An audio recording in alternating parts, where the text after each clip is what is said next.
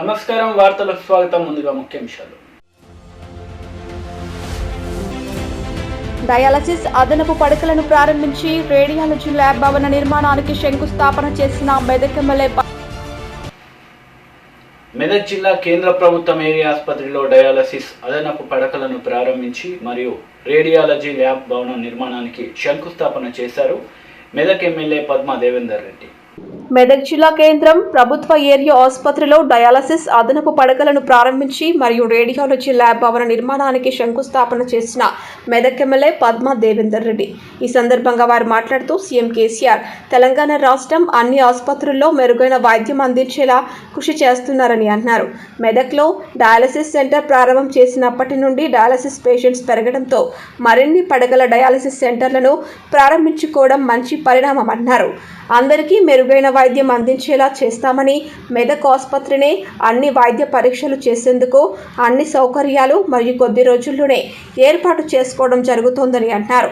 Radiology lab ఇచ్చిన CM కేసీఆర్కి, మంత్రి హరీష్ రావుకి కృతజ్ఞతలు తెలిపారు. ఈ కార్యక్రమంలో జెడ్పీ వైస్ చైర్పర్సన్ లావణ్యారెడ్డి, జిల్లా వైద్యాధికారి Venkateswarlu, municipal vice chairman Mallikarjuna Goud తదితరులు పాల్గొన్నారు. గతంలోనే ఇక్కడ ముఖ్యమంత్రి గారిని, మంత్రి గారిని రిక్వెస్ట్ చేయడం వల్ల ఇక్కడ 5 బెడ్ల డయాలసిస్ సెంటర్ కూడా ఇక్కడ ఓపెన్ చేశాం గతంలో. మరి ఇప్పుడు మళ్ళీ రిక్వెస్ట్ చేయడం జరిగారు, ఎందుకంటే పేషెంట్లు చాలా మంది ఉంటున్నారు. 5 బెడ్ల డయాలసిస్ సెంటర్ ఏదైతే ఉందో అది సరిపోవడం లేదు. వాటిని ఎక్స్టెండ్ ఇవ్వాలి. ఒక 10 బెడ్ల వరకు మాకు ఇచ్చినట్టయితే ఇక్కడ ఉన్న మెదక్ ప్రాంతానికి సంబంధించిన పేషెంట్లందరికీ అందుబాటులోకి మరి డయాలసిస్ అనేది వస్తుంది. చాలా మంది పేషెంట్లు కూడా మరి వచ్చి తిరిగి వెళ్తున్నారు. లేదంటే హైదరాబాద్ నగరానికి చాలా దూరం ఉన్న హైదరాబాద్ నగరానికి వెళ్ళి డయాలసిస్ చేసుకోవడం వల్ల వాళ్ళకి చాలా ఖర్చుతో కూడుకున్నది. ప్రైవేట్ హాస్పిటల్స్ అంటే ఇబ్బంది పడుతూ ఉన్నారు. కాబట్టి ఇంకొక 5 బెడ్స్ మనకు అదనంగా ఇవ్వమని చెప్పి రిక్వెస్ట్ చేయడం వల్ల మంత్రి గారు ఆ 5 బెడ్స్ కూడా మంజూరు చేయడం జరిగింది. ఈ రోజు 10 బెడ్స్ డయాలసిస్ కోసం అని ఇక్కడ మనం ఏర్పాటు చేసుకోవడం జరిగింది. ఈ రోజు ఇనాగ్రేషన్ చేసుకోవడం జరిగింది. అదేవిధంగా ల్యాబ్ కూడా ఇక్కడ ఏదైతే చాలా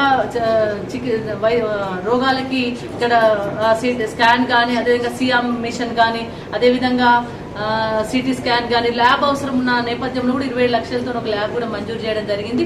దాన్ని కూడా ఈరోజు ఇనాగ్రేషన్ చేసుకోవడం జరిగింది, ఫౌండేషన్ వేసుకోవడం జరిగింది. ఎందుకంటే రాబోయే కాలంలో మళ్ళీ వేరే హాస్పిటల్కి వెళ్ళి, ప్రైవేట్ హాస్పిటల్కి వెళ్ళి వాళ్ళు ఈ ల్యాబ్ విషయంలో వాళ్ళు ఎక్కడికి వెళ్ళడం వల్ల వాళ్ళకు అదనంగా ఖర్చులు అవుతాయి. కాబట్టి వాటి అన్నింటిని తప్పించుకోవడం కోసం ఇక్కడనే సిటీ స్కాను, ఇక్కడనే టెస్టులు కూడా చేయడం కోసం అవకాశాన్ని ఇవ్వడం కోసం ఇక్కడ ల్యాబ్ కూడా ఏర్పాటు చేసుకోబోతా ఉన్నాము.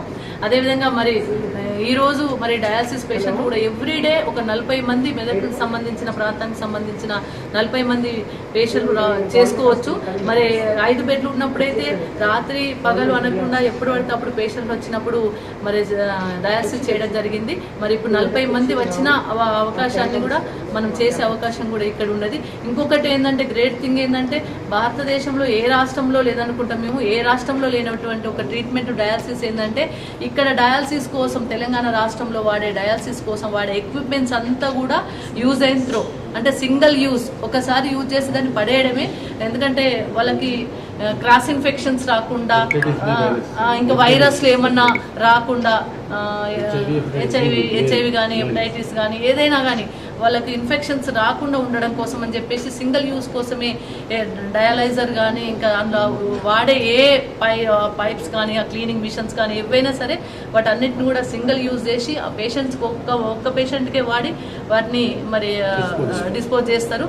అలాంటి అవకాశాన్ని కూడా మనకు తెలంగాణ రాష్ట్ర ప్రభుత్వం ఇవ్వడం జరిగింది. ఇది పేషెంట్లకు, డయాలసిస్ పేషెంట్లకు, ముఖ్యంగా కిడ్నీ ఎఫెక్ట్ అయిన పేషెంట్లకు ఇది చాలా ఉపయోగపడుతుంది. ఒక తెలంగాణ రాష్ట్రంలోనే ఇటువంటి ట్రీట్మెంట్ జరుగుతూ ఉంది. అందుకే ముఖ్యమంత్రి గారికి నేను ధన్యవాదాలు తెలియజేస్తా ఉన్నాను. రాబోయే కాలంలో ఈ ఫ్రీ ఉచిత వైద్యాన్ని ఇంకా పేదవారికి అందియాలనే అన్ని జిల్లాల్లో కూడా కాలేజెస్ మనం ఏర్పాటు చేసుకోబోతా ఉన్నాము. మరి ఇంత మంచి హాస్పిటల్లో కూడా ఈ 10 బెడెడ్ డయాలసిస్ సెంటర్ని అవకాశాన్ని ఇచ్చి ల్యాబ్ను కూడా ఇచ్చినందుకు మంత్రి గారికి, ముఖ్యమంత్రి గారికి నేను ధన్యవాదాలు తెలియజేస్తాను. యూనియన్ స్థలాన్ని అక్రమ పద్ధతిలో పట్టా చేసుకున్న ఆకుల పాపయ్య తదితరుల ఆరోపణలపై తెలంగాణ ప్రగతిశీల బీడీ వర్కర్స్ యూనియన్ ఐఎఫ్టీయూ ఆధ్వర్యంలో యూనియన్ కార్యాలయం శ్రామిక భవన్ కోటగల్లీలో ప్రెస్ మీట్ నిర్వహించారు. 22 ఏప్రిల్ 2022న సభ జరిపే పేరుతో వివి గారు మా యూనియన్ పైన, మా పార్టీ పైన, నాయకుల పైన తప్పుడు ఆరోపణలు చేశాడు, ఛాలెంజ్లు సవాళ్లు విసిరారు. ఆ ఛాలెంజ్లను సవాళ్లను మేము స్వీకరిస్తున్నాం, మేము ఛాలెంజ్ చేస్తున్నాం. ఎక్కడ తప్పు దొల్లిందో నిరూపించాల్సినటువంటి బాధ్యత మీ మీద ఉంది.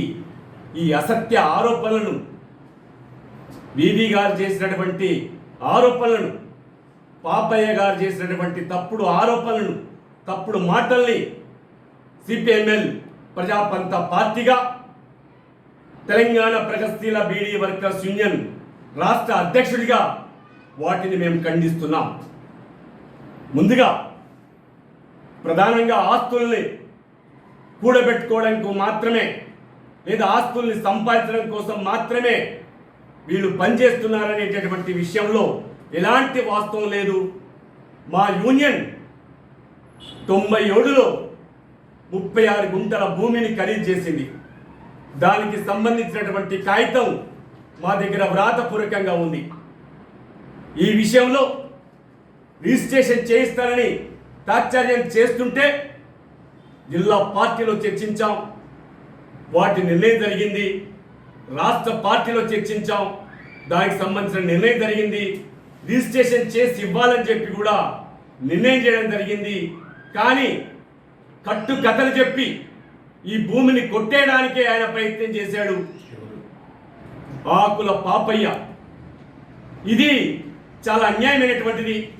ఈ 97లో మేము ఖరీదు చేసినటువంటి సర్వే నంబర్ 1535లో 36 గుంటల భూమిని 7/7/97న బయానబెట్టాం.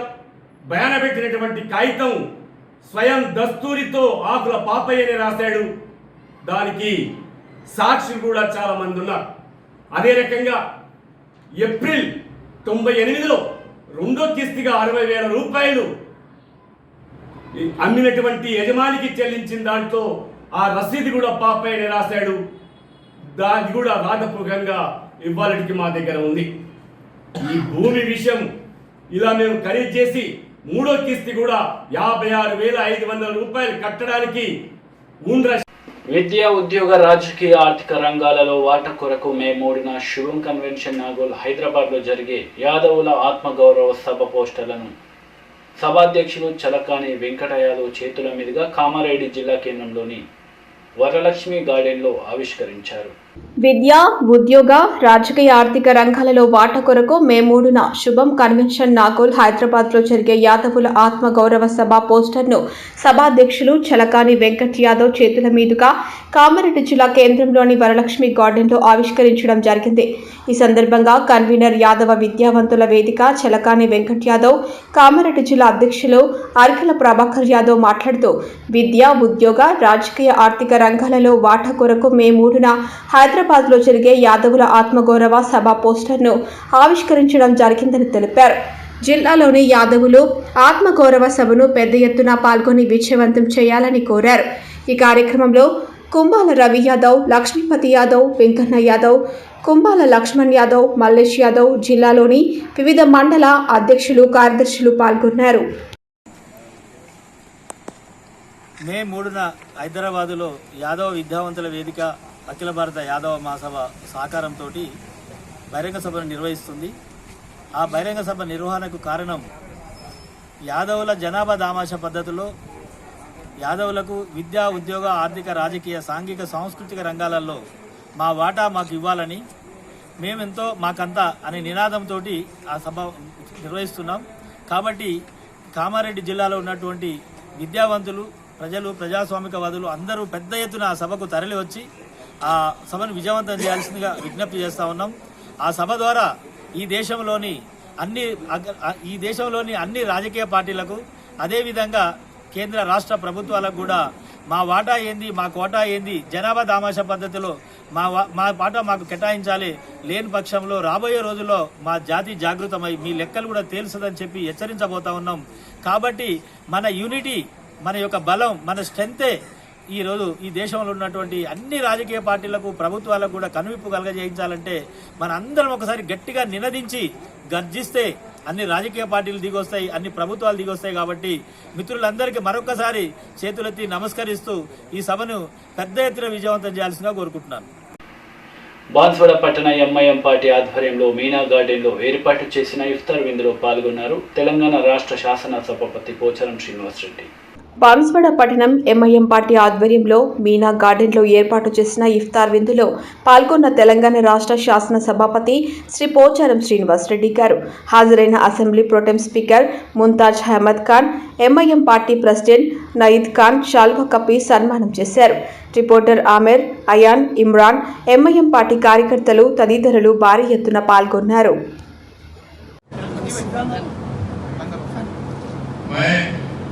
आज माह रमजान मुबारक की आप तमाम लोगों को मुबारकबाद पेश करता हूँ। अल्हम्दुलिल्लाह माह रमजान मुबारक बरकतों का शुभकतों का ये महीना है और अल्लाह के फजल करम से हर मुसलमान इस माह रमजान मुबारक के अंदर इबादतें करता है। ये इतना मुक़द्दस महीना है कि इस महीने के अंदर कुरान करीम नज़ुल हुई। मैं आप मेरी जानिब से हमारे पोचारम श्रीनिवासरेड्डी साहब को माह रमजान मुबारक की और तमाम मेरे ब्रदर को माह रमजान मुबारक की मुबारकबाद पेश करता हूँ। अल्हम्दुलिल्लाह मुझे बड़ी खुशी हुई कि आज यहाँ पर आकर आप सारे लोगों से मिलने का मौका मिला। मैं अल्लाह के फजल करम से आप तमाम लोगों को मेरी जानिब से और मजलिस इत्तेहाद जनाब असेंबली के मेरे साथ बैठ के अवाम की अच्छाई के वास्ते चर्चा करने वाले जनाब मुमताज अहमद साहब और यहाँ पे जो भी तस्वीर में सबको मेरा आदाब और रमजान मुबारक। एक खास बात आप नहीं बात एक बात बोल कर उत्तर देता हूँ। केसीआर साहब स्पीकर का नाम अनाउंस करने के बाद इनकी सदारत में मैं स्पीकर बना हूं। प्रोटेम स्पीकर उनको बनाए थे, उनके सदारत में मेरे को स्पीकर बनने का मौका मिला। इस मौके पे उनको भी मैं शुक्रिया अदा करता हूं। टाइम पकड़ करीब है और एक बात बोल के मैं उत्तर देता हूं। कल 23 तारीख को सरकार की तरफ से इफ्तार का दावत कल बांसवाड़ा में दे रहे। 23 तारीख को बांसवाड़ा, 25 तारीख को कोटगिरी। కామారెడ్డి మున్సిపాలిటీ ముందు గిరిజన రిజర్వేషన్ 6% నుండి 10%కి పెంచాలని ట్రైబల్ రిజర్వేషన్ పోరాట సమితి టీఆర్పీఎస్ ఆధ్వర్యంలో ధర్నా నిర్వహించారు. చలో కామారెడ్డి గిరిజన రిజర్వేషన్ 6 నుండి 9.08% పెంపుకై నిరసన దీక్ష కామారెడ్డి జిల్లా మున్సిపాలిటీ యందు గిరిజన రిజర్వేషన్ 6% నుంచి 10%కి పెంచాలని ట్రైబల్ రిజర్వేషన్ పోరాట సమితి టీఆర్పీఎస్ ఆధ్వర్యంలో ధర్నా నిరసన నిర్వహించారు. ఈ ధర్నాలో ఏఐబిఎస్ఎస్, లంబాడ హక్కుల పోరాట సమితి ఎల్హెచ్పిఎస్, తెలంగాణ గిరిజన సంఘం టీజీఎస్, ట్రైబల్ రిజర్వేషన్ పోరాట సమితి టీఆర్పీఎస్, ఎస్సీ ఎస్టీ ఉపాధ్యాయుల సంఘం, ఏకలవ్య సంఘం, బంజారా ఉద్యోగుల సంఘం, గిరిజన విద్యార్థి సంఘం, అన్ని సంఘాల కవులు, కళాకారులు, మేధావులు, రాజకీయ నాయకులు సంఘాల ఆధ్వర్యంన రిజర్వేషన్ కోసం నిరసన దీక్ష చేయడం జరిగింది. మాజీ మంత్రి రవీందర్ నాయక్ నిరసన దీక్షలో కూర్చున్న వారికి నిమ్మరసమిచ్చి విరమించారు. వారు మాట్లాడుతూ 1976 ఇందిరాగాంధీ గారితో ఒప్పించి మెప్పించి 4% రిజర్వేషన్ తీసుకురావడం జరిగింది. ఎన్టీఆర్ గారి హయాంలో 2% రిజర్వేషన్ పెంచారు. మొత్తం 6% రిజర్వేషన్ ఉంది. కేసీఆర్ తెలంగాణ రాష్ట్రం ఏర్పాటు పోరాట సమయంలో గిరిజన వారికి 12% రిజర్వేషన్ ఇస్తానని హామీ ఇచ్చారు. అదే అమలు చేయాలని డిమాండ్ చేశారు. కానీ ఆర్టికల్ 16B ప్రకారం మన రాష్ట్ర ప్రభుత్వం రిజర్వేషన్లను ఇవ్వాలని రాజ్యాంగంలో ఉంది. కానీ కేసీఆర్ ఇవ్వడం లేదు. 10% రిజర్వేషన్ ఇచ్చే వరకు పోరాటం చేయడానికి సిద్ధంగా ఉండాలన్నారు. ఈ సందర్భంగా మాజీ ఎమ్మెల్సీలు రాములు నాయక్, ఈ సందర్భంగా ఎల్హెచ్పిఎస్ జిల్లా అధ్యక్షుడు నూనావత్ గణేష్ నాయక్ మాట్లాడుతూ కామారెడ్డిలో గిరిజన ఐక్యత కోసం గిరిజన ఐక్య కార్యాచరణ ప్రణాళిక సిద్ధం చేశారు. గిరిజన రిజర్వేషన్ 6% నుండి 12% వరకు పెంపు మాట నిలుపుకోవాలని, గిరిజన జనాభా దామాషా ప్రకారం రిజర్వేషన్ శాతం పెంపు పెంచాలని డిమాండ్ చేశారు. ఈ కార్యక్రమంలో ఏఐబి ఎస్ఎస్ కామారెడ్డి జిల్లా అధ్యక్షుడు నేనావత్ బాద్యానాయక్, ఎల్లారెడ్డి నియోజకవర్గ మహిళా నాయకురాలు జమునా రాథోడ్, టీఆర్పీఎస్ జిల్లా అధ్యక్షుడు డాక్టర్ కార్యకర్తలు పాల్గొన్నారు. గిరిజన డాక్టర్ మీద బాలు నాయక్ మీద దాడి చేస్తుంది. ఎంతమంది డాక్టర్లను కొడతారు, ఎంతమందికి ఇది చేస్తారు? అది మంచి పద్ధతి కాదు. హ్యాండిలింగ్ చేసేది. అట్లనే మొన్న మహబూబాబాద్లో ఒక కౌన్సిలర్ని పట్టపగలే ఒక గిరిజన కౌన్సిలర్ ఇండిపెండెంట్గా గెలిచిన కౌన్సిలర్ని హత్య చేసేది. ఆ రోజు ఒక కార్పొరేటర్ గొడవ చేస్తే ముషిరాబాద్లో ఇదే కేటీఆర్ గారు డీజీపీకి ఆదేశాలు ఇస్తారు వీళ్ళని అరెస్ట్ చేయమని. ఒక డాక్టర్ మీద దాడి చేస్తే ఆదేశాలు ఉన్నాయి, ఒక గిరిజన కౌన్సిలర్ని చంపేస్తే ఆదేశాలు ఉన్నాయి. ఎందుకంటే వీళ్ళ మీద ఇంత కపటమైన ప్రేమ చూపెడుతున్నారు. అందు గురించే ఈ దాని గీత మేము తప్పకుండా ఖండిస్తున్నాం.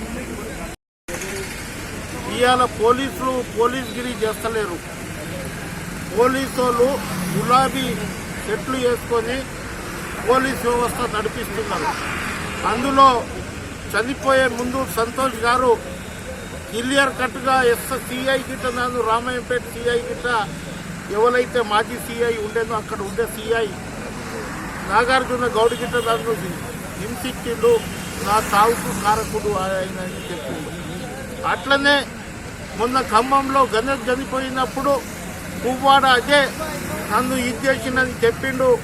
ఆయన చనిపోయే ముందు ఆయన స్టేట్మెంట్ ఇవ్వడం జరిగింది. కానీ ఇవాళ 6 మంది నిందితులను మేము పంపించేసినాం. ఎందుకు మీరు పోలీస్ శాఖకు ఎందుకు సస్పెండ్ చేయలేదు? ముందుగా సస్పెండ్ చేసి అతన్ని 307 కేసులో బుక్ చేస్తే సంతోష్ కుటుంబానికి న్యాయం జరుగుతుంది. కానీ మీరు 7 మంది ఎవరికో పంపించేసి మేము చేతులు దులుపుకున్నాం. ఈ దానికి మేము అందరము గిరిజన సంఘాలు ముక్త కంఠంతో ఖండిస్తున్నాము. సంతోష్ కుటుంబానికి న్యాయం జరిగే వరకు ఆ సిఐ మీద చట్టపరమైన చర్యలు తీసుకునే వరకు మేము పోరాటంలో ముందుంటాం. కామారెడ్డి జిల్లా లంబడి హక్కుల పోరాట సమితి జిల్లా ప్రెసిడెంట్. ఈరోజు గిరిజన 6% నుంచి 10% రిజర్వేషన్ పెంచాలని నిరసన దీక్షలో మార్నింగ్ 10 గంటల నుంచి ఇప్పటివరకు కూర్చున్నాము. మరి ఏదైతే గిరిజనులకు 6 నుంచి 10% రిజర్వేషన్ పెంచాలనే ఉద్దేశం కేంద్ర ప్రభుత్వానికి ఉండాలి, రాష్ట్ర ప్రభుత్వానికి ఉండాలి. రిజర్వేషన్ పెంచడానికి మా శ్రేయ ప్రయత్నాలు ప్రతి తండ ప్రతి గూడెము ప్రతి గ్రామం కదిలి వారందరికీ ఉద్యమం బాట చూపించి ఖచ్చితంగా మేము పోరాటం ద్వారానే సాధించుకోవడం. ఏదైతే తెలంగాణ సాధించుకున్నామో పోరాటం ఉద్యమంలో ఇప్పుడు గిరిజన సహజం కూడా 10%. అదే ఉద్యమంలో గిరిజనులందరం ఏకమై ఇప్పుడు రాములు గారు చెప్పినట్టు తండల్లో గుడిలో నగారా మోగించి మరి చెప్పి ప్రచారం చేసి మా గిరిజన శాతము పెంచే వరకు ఉద్యమం ఆగదమని చెప్పేసి ఈ ప్రభుత్వానికి హెచ్చరిస్తా ఉన్నాము. ప్రభుత్వానికి మేము మా గిరిజనులపై ప్రేమ ఉండాలని, మా గిరిజనులపై ఎమ్మెల్యేలు ప్రతి ఆయననే మనకి రిజర్వేషన్ 10% ఇస్తా 12% ఇస్తా అని ఆశ కల్పించి మన గిరిజనుల ఓట్లను దండుకొని ఇవాళ గద్దెనెక్కి ఆయన ఇచ్చిన హామీలను తుంగలో తొక్కి మన గిరిజన జీవితాలతో ఆడుకుంటున్నాడు. దాన్ని గుర్తు చేయడం కోసమే ఇవాళ మన ఎమ్మెల్సీ రాములు నాయక్ గారు ముందడుగు వేశారు. ఏదైనా ఉద్యమం ఒక అడుగుతోనే ముందుకు సాగుతుంది. ఆ ఒక్క అడుగే రాములు నాయక్ గారు ముందుకు స్టార్ట్ చేశారు. ఇంతకుముందు నర్సాపూర్లో మొదలైంది ఉద్యమం, ఇవాళ కామారెడ్డి, ఆదిలాబాద్, ఇలా ప్రతి ఒక్క నియోజకవర్గంలో ఈ ఉద్యమాన్ని ముందుకు సాగిస్తాం. ఖబర్దార్, గవర్నమెంట్ కి మేము ఒక్కటే చెప్తున్నాం, మీరు ఎలక్షన్లు రాబోతున్నాయి, మా గిరిజనుల ఓట్లు రావాలంటే మీరిచ్చినటువంటి హామీలని తూచా తప్పకుండా నెరవేర్చాల్సిన అవసరం ఉంది. నెరవేర్చని సమయంలో మేము ప్రగతి భవన్ ముట్టడి కానీ రాజ్భవన్ ముట్టడి కానీ మా గిరిజనులకు కొత్త ఏం కాదు, వస్తాం. గిరిజన దండు కదులుతుంది. మేము రాజ్భవన్ ప్రభుత్వాన్ని ముట్టడి కూడా చేయడానికి రెడీగా ఉన్నామని చెప్పేసి కూడా ఈ సందర్భంగా నేను తెలియజేస్తున్నా. అయ్యా కేసీఆర్ గారు, మేమేం మీ ఆస్తులు పంచేయమని మేము అడుగుతలేం, మీ ఫామ్ హౌస్లో ఓటాలు అడుగుతలేం. మేము మాకు కావాల్సిన మా రాజ్యాంగం కల్పించిన హక్కుని మాకు ఇవ్వమని చెప్పేసి మేము అడుగుతున్నాం. ఇవాళ మా గిరిజన బిడ్డలు ఎంత బాధపడుతున్నారో చూడండి. ఇవాళ వైద్య రంగం, విద్యా రంగం, ఉద్యోగ రంగాల్లో, రాజకీయ రంగాల్లో మా గిరిజన జాతి చాలా వెనుకబడిపోయింది. విపరీతమైన అన్యాయం గిరిజన జాతిగా జరుగుతుంది. ఈ అన్యాయాన్ని అరికట్టాల్సిన అవసరం ఎంతైనా ఉంది. అది కేవలం గిరిజనులతో సాధ్యమవుతుంది. మనం అందరం కూడా ఏకతాటిపైన వచ్చి మనకిచ్చిన ఈ హామీలు నెరవేర్చే దాకా పోరాడాల్సిన అవసరం ఉందని చెప్పేసి కూడా ఈ సందర్భంగా మీకు తెలియజేస్తున్నా. ఎక్కడికైనా నేను నియోజకవర్గాల్లో తిరుగుతున్నప్పుడు ఒక్కొక్క అమ్మలు, అక్కలు నా దగ్గరకు వచ్చి, మేడం నమస్తే, నేను ఇది చదివినా, నేను పిహెచ్డీ చేసిన, నేను ఎంఎస్సీ చేసిన అని చెప్పేసి చెప్పుకుంటుంటే బాధ కలుగుతుంది. ఇవాళ రిక్రూట్మెంట్ లేవు, ఉద్యోగాలు లేవు. ఇవాళ ఒక్కొక్క విద్యార్థి, నేను కోంపల్లిలో ఒకరోజు ఇట్లనే షాపింగ్ చేస్తూ తిరుగుతున్నప్పుడు ఒక బాబు ఒక పుల్లలో మటన్ని పెట్టి కాలు. నిజామాబాద్ జిల్లా వేల్పూర్ మండలం లక్కోరా సర్పంచ్ విలేకరులను బూతు మాటలు తిట్టినందుకు వేల్పూర్ మండల ప్రెస్ క్లబ్ ఆధ్వర్యంలో లక్కోరలో రోడ్డుపై నిరసన వ్యక్తం చేస్తూ రాస్తారోకో ధర్నా నిర్వహించారు. వాస్తవ వార్తలు రాసినందుకు లక్కోరా సర్పంచ్ బూతు మాటలు. నిజామాబాద్ జిల్లా వేల్పూర్ మండలం లక్కోరా సర్పంచ్ విలేకరులను బూతు మాటలు తిట్టినందుకు వేల్పూర్ మండల ప్రెస్ క్లబ్ ఆధ్వర్యంలో లక్కోరా రోడ్డుపై నిరసన వ్యక్తం చేస్తూ రాస్తారోకో ధర్నా నిర్వహించారు. ఈ సందర్భంగా సర్పంచ్ అక్రమాలపై గ్రామ ప్రజలు మాట్లాడుతూ జిల్లా కలెక్టర్, ఆర్డీఓ, డిఎల్పీఓలు చర్యలు చేపట్టాలని కోరారు.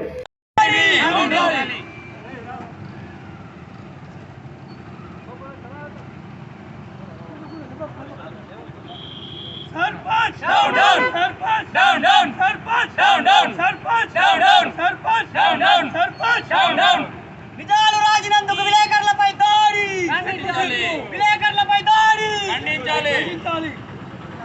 విలేకరుల బూతు తిన్న సర్పంచ్, విలేకరుల బూతు తిన్న సర్పంచ్, అధికారులు స్పందించి వెంటనే సస్పెండ్ చేయాలి, సస్పెండ్ చేయాలి, సస్పెండ్ చేయాలి.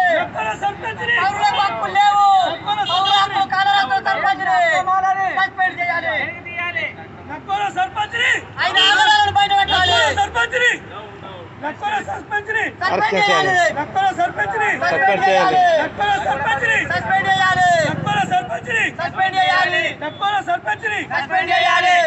నిజాలు రాసిన విలేకరులపై 5 ఫీట్ల వాటర్ వారుతాయి. అక్కడ శ్మశాన వాటిక ఉండే పల్లీలను కూడా తొలగించారు. పెద్ద కాల్వ ఉన్నది, కాల్వను కూడా బాగా ఇచ్చేసారు. దాంట్లో మన భూమి కూడా దేవాలయ శాఖకు సంబంధించిన భూమి కూడా ఉన్నది. దాన్ని కూడా ఆక్రమించి దాన్ని చేసుకున్నారు. ఆర్డీఓ గారు కూడా దాన్ని చర్య చేసుకొని సర్వే చేసి దాని ఒక కట్ట కింద అదంతా గవర్నమెంట్ ఏదైతుందో ఆ భూమిని తెరదీయాలని కోరుకుంటున్నాము. ఇప్పటిదాకా కూడా లక్కోర గ్రామంలో 100 ఇండ్లు అయినాయి 2 సంవత్సరాల్లో. 100 ఇండ్లలో 20 ఇండ్లకు పర్మిషన్ ఇచ్చిండు, 80 ఇండ్లకు పర్మిషన్ ఇప్పటిదాకా ఇవ్వలే. దాంతో గవర్నమెంట్, మన గ్రామ పంచాయతీ కూడా బాగా లోటు ఉంది. ఆ ఇళ్లకు పర్మిషన్ ఇవ్వకుండా అక్రమంగా కట్టుకుంటూనే ఉన్నారు. ఆ డబ్బులు గ్రామ పంచాయతీకి చెందతలేవు. దాన్ని సరైన చర్య తీసుకోవాలా డిపిఓ గారు కానీ, కలెక్టర్ గారు కానీ మేము కోరుకుంటున్నాం. తాడ్వాయి మండలంలోని కనికల్ గ్రామ శ్రీ కోదండ రామాలయ విగ్రహ ప్రతిష్టలో పాల్గొన్నారు ఈటెల రాజేందర్. ఈ సందర్భంగా ఆయన మాట్లాడుతూ రాముల గురించి, సీత గురించి, రాముడు సీత కళ్యాణం అది ఏ విధంగా ఉంటుందో తెలియజేశారు. కామారెడ్డి జిల్లా తాడ్వాయి మండలంలోని కనకల్ గ్రామ శ్రీ కోదండ రామాలయ విగ్రహ ప్రతిష్టాపనలో పాల్గొన్న ఈటెల రాజేందర్ ఆయన మాట్లాడుతూ రాములు గురించి, సీత గురించి, రాముడు సీత కళ్యాణం అది ఏ విధంగా ఉంటుందో అని తెలియజేయడం జరిగింది. ఈ కార్యక్రమంలో స్థానిక మాజీ శాసనసభ్యులు రవీందర్ రెడ్డి, నియోజకవర్గం బీజేపీ నాయకులు, ముద్దురాజ్ నాయకులు, ప్రజలు భారీగా పాల్గొన్నారు. అనేక రకాల శాసన రచనలు కాకుండా ఎన్ని ఉత్సవాలకు, ఎన్ని శుభకార్యాలకు గ్రామంలో ఆడబిడ్డలు, గ్రామంలో పెద్దలు, యువకులందరూ కూడా సందర్భంగా మీ అందరికీ శుభాకాంక్షలు తెలియజేస్తున్నాను. రాముని గుడి రామాలయాలు ఇవాళ ఆంజనేయ స్వామి గుళ్ళు ఆ ఊళ్ళో ఉంటే ఆ ఊరు బరకట్గా ఉంటుంది. ఆ ఊరిలో ఉన్న ప్రజలు మానవ సంబంధాలు ఎక్కువగా భక్తిభావం ఎక్కువగా గొప్పగా జీవించేటువంటి జీవన విధానం ఎక్కువగా మనకు నేర్పేటువంటి గొప్ప ఇతిహాసం, భారతదేశంలో గొప్ప సాంప్రదాయం, భారతదేశంలో గొప్ప సంస్కృతి, ఇలా రామాయణ మహాభారత ఇతిహాసాలు. ఈ రామాయణంలో ఇవాళ సీతాదేవి తన యొక్క పవిత్రత అంతగత ఉంటుంది. అన్నగారికి లక్ష్మణుడు ఎంత గొప్పగా సేవ అందిస్తూ ఉంటుంది. ఇలా మన్నిన బంటు ఇలా ఆంజనేయుడు రాముడి కోసం, రాముడి పరివారం కోసం ఎంత గొప్ప త్యాగం చేసిన చూసి, కానీ ఇవాళ ఈ కాలంలో అన్నకు ఆపనకు తమ్ముడు ఆడుకుంటున్నాడు, తమ్ముడికి ఆపనకు అన్న ఆడుకుంటున్నాడు. ఇవాళ అనేక రకాల అరిష్టాలు గ్రామాలు కొనసాగుతున్నాయి కాబట్టి ఇవాళ బాలుల భక్తుల యొక్క గొప్పతనాలు, గొప్ప సంబంధాలు, అన్నదమ్ముల మధ్య ఉన్న గొప్ప సంబంధాలు, రాముడికి వాళ్ళ తండ్రికి కొడుకున్న గొప్ప సంబంధాలు ఇవాళ గుడిని చూసినప్పుడు అవన్నీ గుర్తుకొచ్చి మన గ్రామాల్లో ఆ పవిత్రత, ఆ మానవ సంబంధాలు ఆదాయాలు గొప్పగా ఉన్నాయని చెప్పి మనసుగా కోరుకుంటూ మన సాంప్రదాయాలు, మన సంస్కృతులు, మన పద్ధతులను, మన విశ్వాసాలు రాబోయే కాల గమనించాలో మన గుడి గొప్ప తోడ్పాటు అవసరానికి మన కార్యక్రమానికి రామసింహం కాదు మన ఉద్యమ సహచరుడు మూడు ఎన్నికలు గారు, అదేవిధంగా మా మహిళా ఉద్యమ సహచరుడు అశోక్ గారు, మా ఉద్యమ సహచరాలు మంగళశేఖర్ గారు వచ్చారు, రాజు గారు, అనేక మంది గ్రామానికి వచ్చారు. ఇన్ఛార్జ్ గారు, మా జిల్లా ఇన్ఛార్జ్ గారు, అన్ని మండల అధ్యక్షులు, అన్ని వేలాది నాయకులు, అదేవిధంగా ఈ టెంపుల్ నిర్మాణ తోడ్పడించినటువంటి మొత్తం కమిటీకి దాటి కూడా శుభాకాంక్షలు. ప్రస్తుతాన్ని కూడా నమస్కారం చేస్తాం. సార్ శుభం.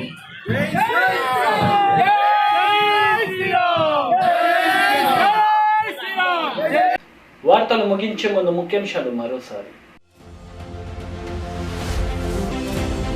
డయాలసిస్ అదనపు పడకలను ప్రారంభించి రేడియాలజీ ల్యాబ్ భవన నిర్మాణానికి శంకుస్థాపన చేసిన మెదక్ ఎమ్మెల్యే పద్మా దేవేందర్ రెడ్డి. ఈ వార్తలు ఇంతటితో సమాప్తం. తిరిగి ప్రసారమయ్యే వార్తలు మళ్ళీ కలుద్దాం. అంతవరకు సెలవు. నమస్తే.